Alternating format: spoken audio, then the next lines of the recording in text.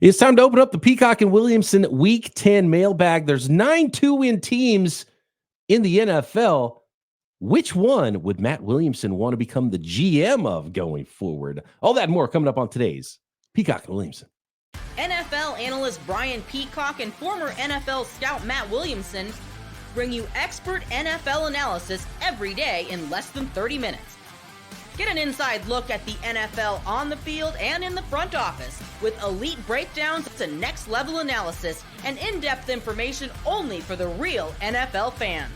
This is Peacock and Williamson, and it starts now.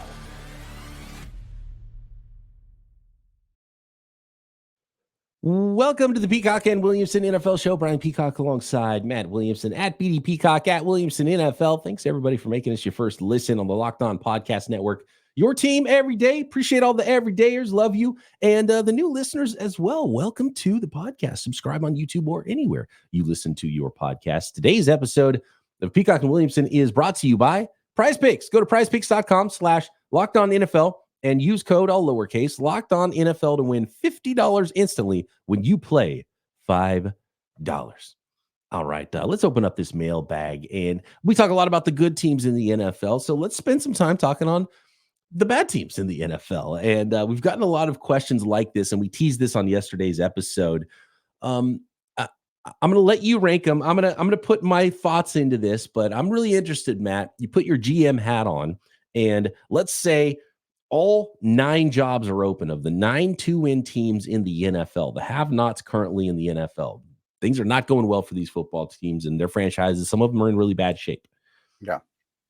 They all offer you the job after you interview. Matt Williamson, the hottest GM candidate in the league. That might happen. Which job do you take and why? So we have 9 teams: yes. Miami, New England, Cleveland, Tennessee, Jacksonville, Vegas, the Giants, Panthers, Saints, and that's it.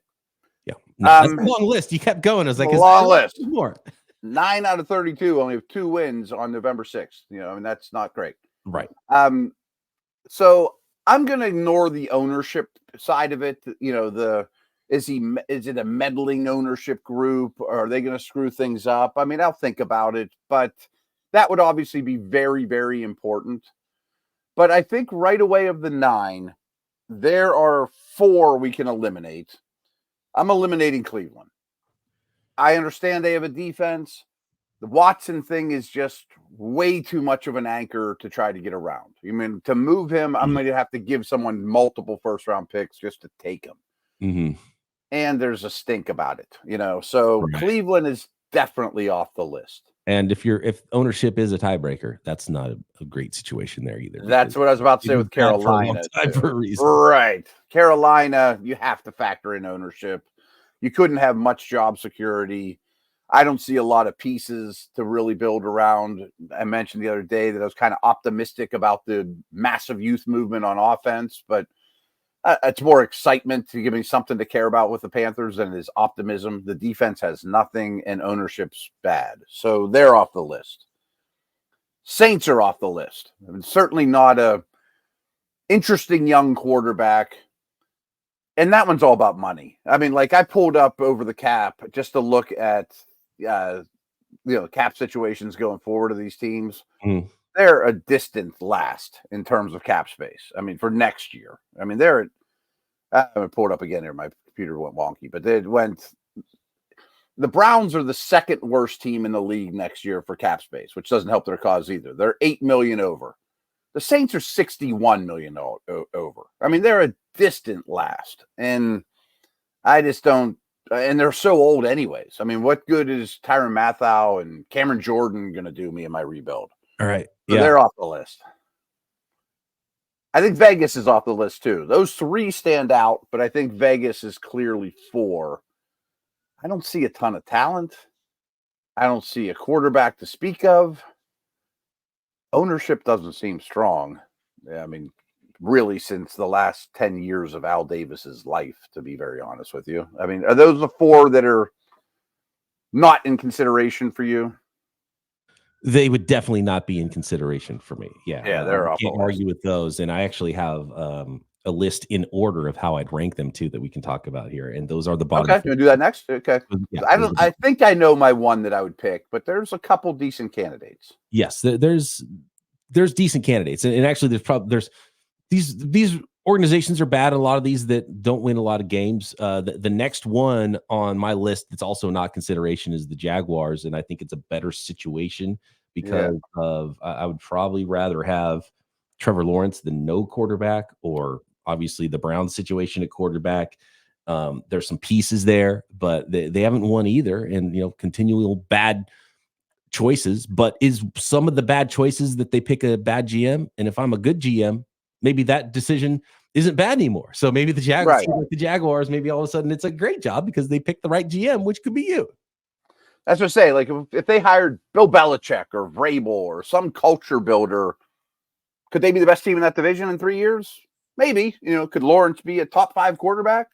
Maybe. You know what I mean? So I understand that there are teams that perennially lose, and I trust that's ownership. But if they would at least get out of my way and let me hire Vrabel or whatever, I'll take my chances in Jacksonville.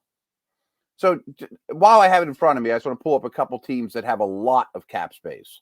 The Patriots have the most in the league next year of these bad teams. The Raiders are third most, and nobody else that's terrible is right at the top. The Titans have a nice pile. The Jags are pretty comfortable.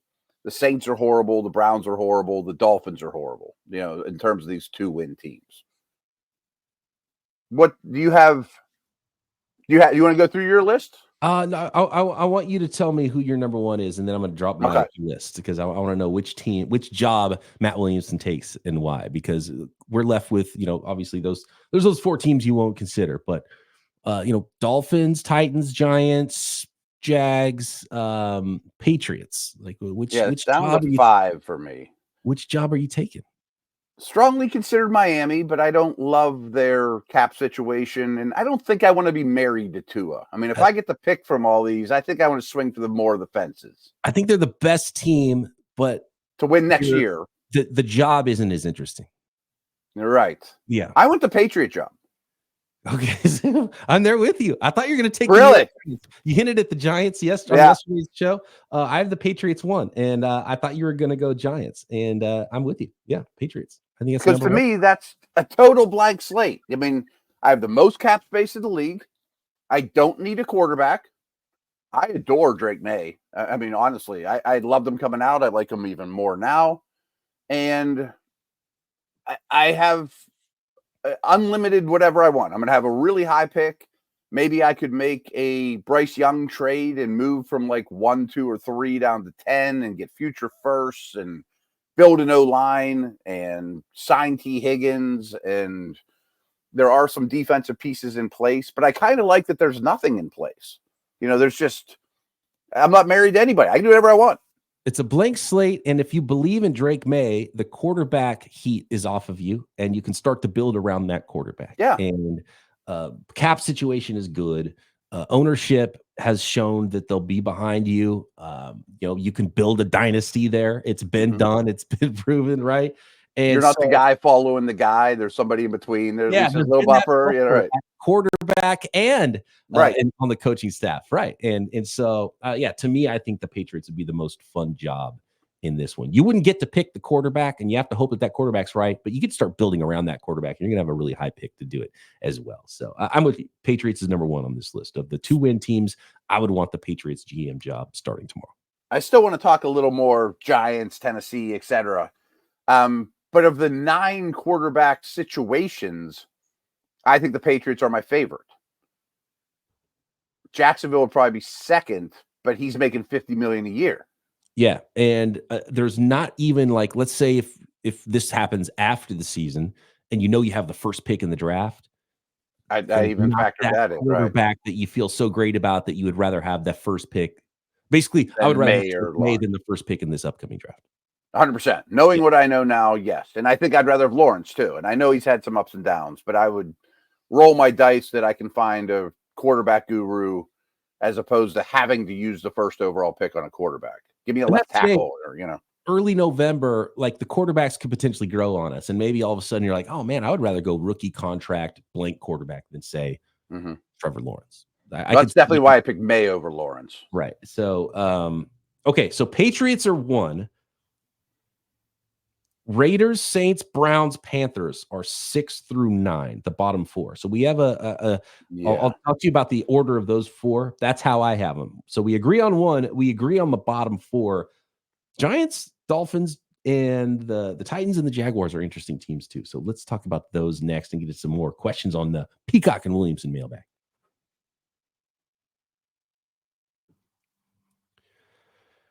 Today's episode, Peacock Williamson, brought to you by Z-Biotics Pre-Alcohol. And I first gave the pre-alcohol a try when I was going to a concert, and I drank it before my first drink. And actually, that was the second time I used it. The first time was just purely scientific. And I told my wife, like, I have to have drinks tonight. It's for work. I got to give this pre-alcohol a shot. And I wouldn't believe how on top of my game I was the next day. Wake up in the morning, do a little Peacock and Williamson podcast. And I know it's noon for you guys Eastern when we record this, but it's 9 a.m. for me. Drop my kid off at school, come back and do a podcast.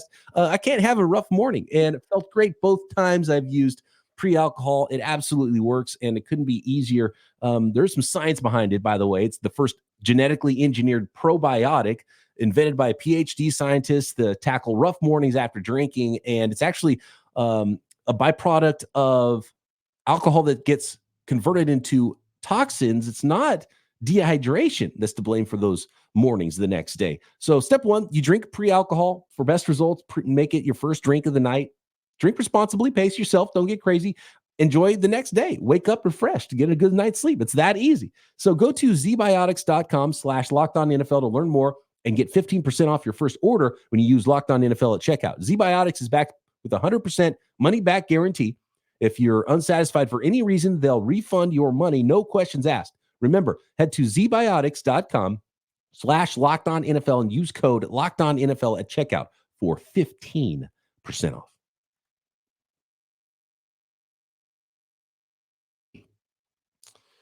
So here we go. I will reveal my list. This is the order that I would want to take the GM jobs of the 9 2-win teams in the NFL. New England Patriots 1, New York Giants 2, Miami Dolphins 3, Jacksonville Jaguars 4, Tennessee Titans 5, Las Vegas Raiders 6, Saints 7, Cleveland Browns 8, and the Carolina Panthers 9. And I think it's easily Browns Panthers the last 2. Saints Raiders is hard for me because I think I'd rather be GM of the Saints. It's just a more difficult rebuild because you have to reset. You might get fired before you get a chance to get into year 3 and actually do the thing you need to do. So I'd rather have somebody else reset it first and then come in. With the Raiders, I think you have more of a blank slate to start with, which is why I have the Raiders slightly ahead, but ownership might make that a little bit closer, and maybe I would really have more fun being the Saints GM then. Because clearly Mickey Loomis, he's been allowed to do whatever he wants forever, and I think they've done it wrong. So you have a leeway there that maybe you don't have with the Raiders. So that, but anyway, but their situation's a little bit worse with the salary cap than the Raiders. So that's why I have the Raiders over the Saints. Titans and Giants are kind of close because it's kind of blank slate. I would want to start with my own quarterback, but there's a lot of work to be done too. And then Miami and Jacksonville are close. Miami's a better team. But you're tied to a quarterback. And so it depends on how much you like that quarterback and the rest of the job. But those are tied together because they're the incumbent quarterbacks that you either don't want to or wouldn't be able to move off from right away. Saints versus Vegas is interesting. 2 pretty fun towns to move to, by the way. What could go wrong with that? Yeah. The difference to me, as you mentioned, though, is the Raiders have the 3rd best cap situation. The Saints have the distant worst. And they're probably going to have about the same draft capital. More of a blank slate, though, I would say, with the Raiders. You got to get a lot of the old out in New Orleans first. So I think I'd prefer the Raiders, but I like Saints ownership better. Maybe that's to blame for some of these. Hold on. So maybe the GMs are having too much fun on nights out. New York, Miami, Las Vegas, Nashville, New Orleans. Carolina seems like a nice place. Some good nightlife in some of those towns.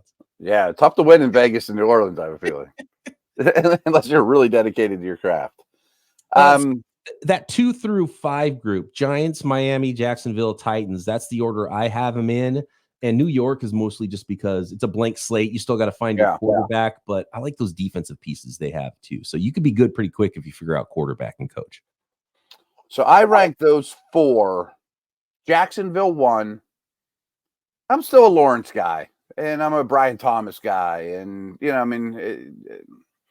I think if you build a line and did some defensive work and change the culture, I could get that team back to respectability. I had the Giants 2. Daniel Jones, you're gone. But I feel like my only job is finding a quarterback on that team. Everything else is close enough or in place. I have one huge job no matter what it costs me, and that's get the quarterback right. And if I don't, I'll get fired. If I do, we might be pretty good. We have a pass rush. We have some young defensive talent, Andrew Thomas, Malik Neighbors. I have one job there, and I think I can focus on that. Go get a quarterback whisperer, and so there too. Hold on, pause real quick on the Giants. Yeah. So would your path be maybe if you don't love the draft, or even if you like the draft but you're unsure where you're at and who you're going to get? Do you go Atlanta Falcons and you go, okay, this is 2-pronged. We're going to draft a guy, but we're also going to try to find a right now guy that we could potentially win with right away. Go find a Kirk Cousins. Go try to trade for Matthew Stafford, something like that, to where you get a veteran to start off with the bang and then figure out quarterback on the fly. Is that the way? I like that. I mean, maybe even overdraft one in round 1, because I don't need a left tackle. I don't need a pass rush. I don't need a number 1 receiver. I might have a good enough corner. The expensive positions, I think, are kind of taken care of. I don't know that I would settle for Carr as my quarterback, as my Cousins, but I think I could win games immediately with Stafford. I don't know if he's on the market. I don't know who that guy is, but I like your approach a lot. Let's get a veteran that's more than just a placeholder. He's not Josh McCown.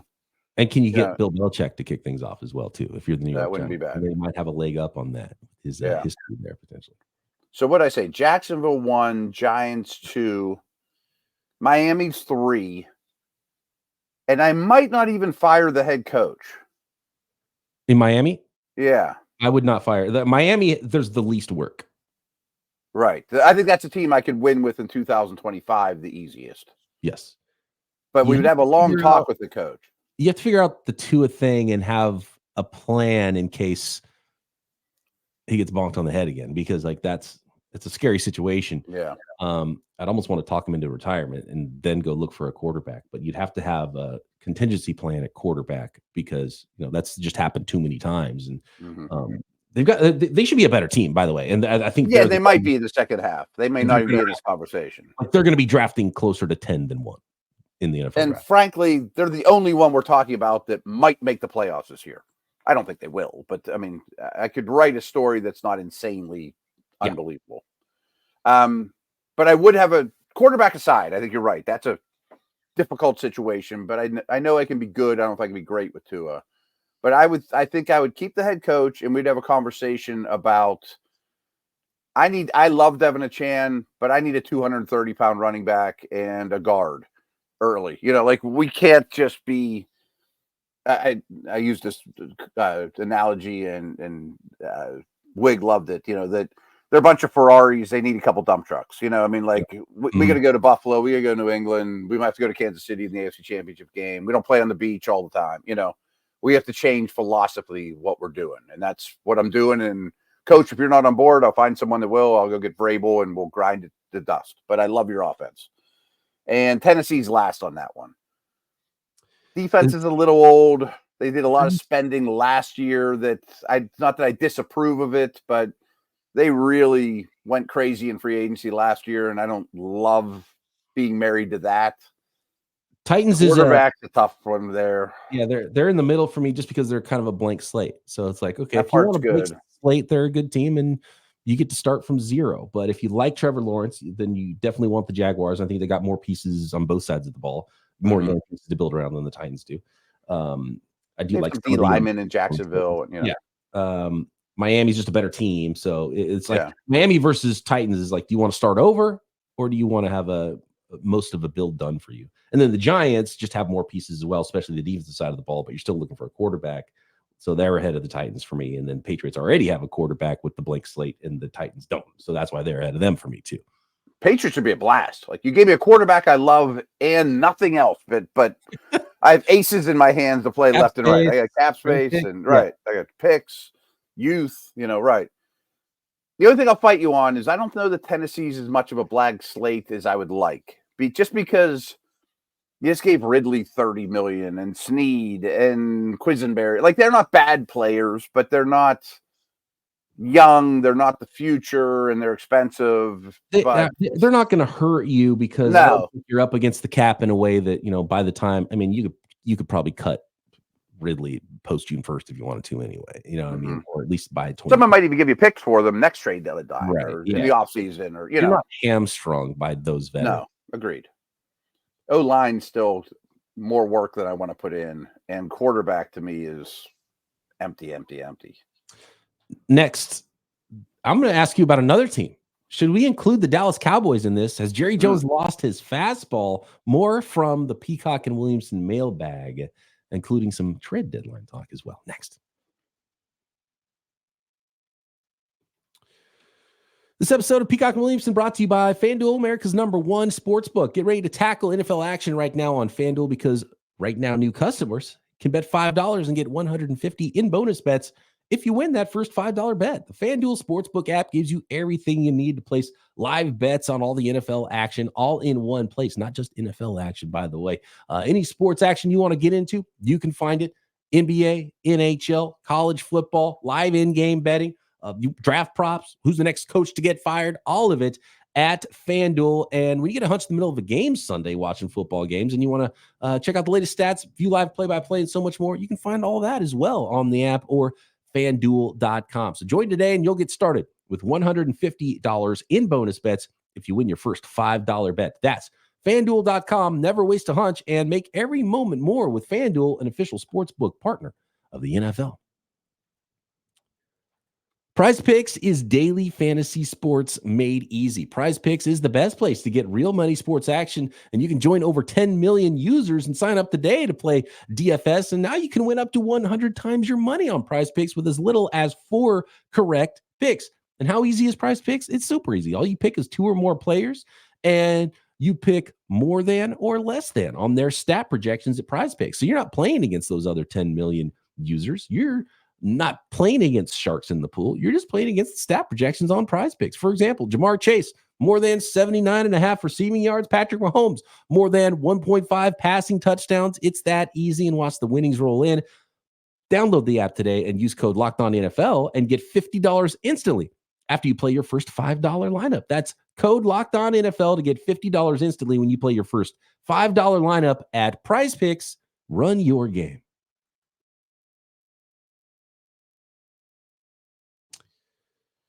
All right, so we broke down the have-nots of the NFL. All 9 teams with 2 wins. There's only 2 teams with 3 wins in the NFL. Would you have the Dallas Cowboys and New York Jets in that far of a different tier of those teams? Would you rather have the Jets job? Would you rather have the Cowboys job than all those other ones we talked about? I'll take the Patriots over both. I think it'd be more fun. Jets are like, both those teams are like Miami, though, that I could maybe get them into the playoffs next year. And maybe this is just a blip on the radar, a bad year. See, I love some of the Jets pieces. Wilson, Sauce. But I hate the quarterback situation. Maybe more than any of them. I don't mind the quarterback situation. And they should be a better team than they are right now. Yeah. You got Devontae Adams, you got Reddick back. They looked a lot different last week. I think they're a team that could definitely go on a run and, wins a lot more. And I don't think they're going to finish the season necessarily 3 games under 500 or something like that. I think there's a run to be had for the New York Jets potentially, but it also, the sum of the parts is not as good as the whatever the saying is there. You get what I'm saying there with the Jets. They should be better than they are, and they're not. And you can't be GM of the Cowboys because Jerry Jones and the Jones family is in charge. Is that a bad thing for the Cowboys going forward? We have a question in the chat about Jerry Jones. Basically, is Jerry Jones, and this is from Joey Bag of Donuts, always gets involved with our mailbags. Is Jerry Jones becoming more delusional as time goes on? Cowboys should be sellers, not buyers. I've talked about the trade for Mingo. That's not a buy, a deadline buy. It was a buy in that, but he's a rookie contract player through 2026. That's a future move, not a right now move. But I think BP, to be fair though, to our boy Joey, I remember this came across my Twitter feed before yesterday's show even went live to describe the Mingo situation. You know what I mean? Yeah. So yeah. But it's fair to ask if Jerry Jones has lost his fat ball. Oh, He's done some great things for the Cowboys franchise, obviously, and the league having that and all GM that. job would be fun, and you're America's team, quote unquote. But some things have been weird, especially in the last 12 months. They draft well, though. I mean, or they have. I think they give their own too much money. I shouldn't say this, but a couple different sources have told me Jerry's motivations lately are more financial than Lombardi, and that's the most expensive organization on the planet. So good for him. You know what I mean? Like, great. I mean, it's a multi-billion-dollar, probably like 11, 12 million to billion-dollar organization. So, hey, you're doing something right. This is a business. So you're going to pay the guys that sell the jerseys, and then if we can work the rest out, fine. But yeah, it does seem like it's being run in a way that monetary gain is more important than Lombardi's. That's the impression I've been told, and it adds up from a semi-expert's standpoint that we are, But I do think he's meddling, and therefore that makes your job harder as a GM or a coach. There's no GM. There's a I'm blanking on the name now. They have a guy that's kind of a quasi GM. I forget his name too. He's been their drafter. You can't be GM of the Cowboys. Right. That's one where you have to take over as owner. It almost has to be a Parcells, Jimmy Johnson, Belichick. Like, I'm the biggest I might even have a bigger personality than the owner. Get out of my way. You can give Jerry the finger and be like, fire me if you want, but I know how to win in this league. Get out of my way, That's why Belichick's going to be the coach of the Giants and not the Cowboys, I think. Yeah, right. I think I'd love to see him in like Jacksonville. Just give him everything. Yeah. Let him go. Get out of the way, right. Grant says, I was a proud member of Team Practice Squad. When the powers that be made a bonehead move, I'm now a member of Team Everydayer and happy about it. Appreciate you, Grant, being an everydayer. Nice. Make sure the rest of you are as well. Subscribe on YouTube and everywhere you get your podcast. He says, what's it like in real life for these players that have to move cities, get traded at the deadline, get new coaches, teammates at the drop of a hat? I should reference that more often, by the way. But I used to call our listeners the practice squad in the ESPN days. When I was mad at them, I'd call them the tackling dummies, so we should reference that more often. Yeah. I think it's easier now than ever, but I think it's really difficult because so many of these players know each other, social media, all that stuff, that you have a buddy on the team, or you had the same agent, or you went to college with them. So I think that part's easier than it used to be.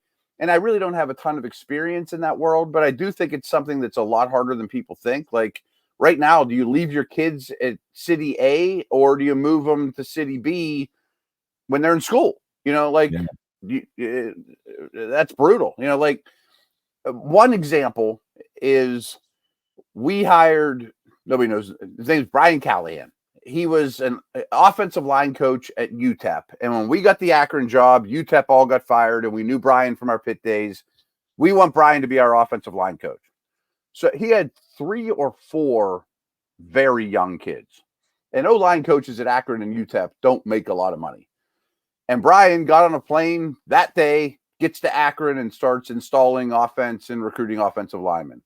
Mrs. Callahan rents a U-Haul in El Paso, loads it up with 4 kids, and a week later is in Akron, like the Beverly Hillbillies. You know what I mean? Like, that's brutal. I mean, like, they were like 5 and under, the kids, like, imagine doing that to your wife, Yeah, that's tough. And, it's real tough. Out of school or not. And if you don't, then, you don't get to see your family. You go home to your apartment after work, and they're still hundreds of thousands of miles away, maybe. And so that is difficult. And it's the life. He wasn't making 6 figures to be the O-line coach at Akron. And players get paid a lot more than some other, Right. So you feel bad for some players who aren't making a lot of money and are journeymen. And it's the life, and they know that that's the life and all that. But players do get dehumanized too often, and coaches in this whole, and then just getting plugged into a new team. It's not like Madden where it's like, okay, this guy's an 85 receiver. Plug him in and an 85 receiver on his new team. Like there's so much involved, especially with the intricacies of, say, a passing game and how you're involved, how you're running routes, the timing with your quarterback, the scheme, knowing what the call even is. Joe Burrow talked about that. It's like, can you get your running back, Khalil Herbert, ready to play in 4 days? And he's like, well, he's standing next to me, so I can just tell him what to do in that case. It's not stick him in right field and hit him fourth. Yeah, right. Last one here. This is about the New Orleans Saints at the trade deadline. And it's from John. And he says, why sell a younger player with a future if you are New Orleans, etc.? For example, a future third for a known quantity seems like bad business decisions in most cases, and why bad franchises stay bad. So he thinks that I don't think Lattimore's a younger player anymore, though. By the time you're good again, I don't think he'll be part of the solution. Yeah, I think that's it. He'll be 30. He's 28 now, which is not old, but by NFL standards, and these players have been hurt quite a bit. And by the time this team's good, and to be honest with you drafted Kool-Aid this year, and they have some young corners. And a 3rd and 4th round pick, you start getting multiple picks for a player, and you can start plucking good players. We talked about this with Locked On 49ers. The Niners sent a 7th round pick for a backup player. And you're like, oh, that's nothing. Yeah, send a 7th round pick for a rotational defensive tackle. It's like, well, Brock Purdy was a 7th round pick. Juwan Jennings was a 7th round pick. Like, these day 3 picks aren't nothing, and especially for a team that's been good with those day 3 picks.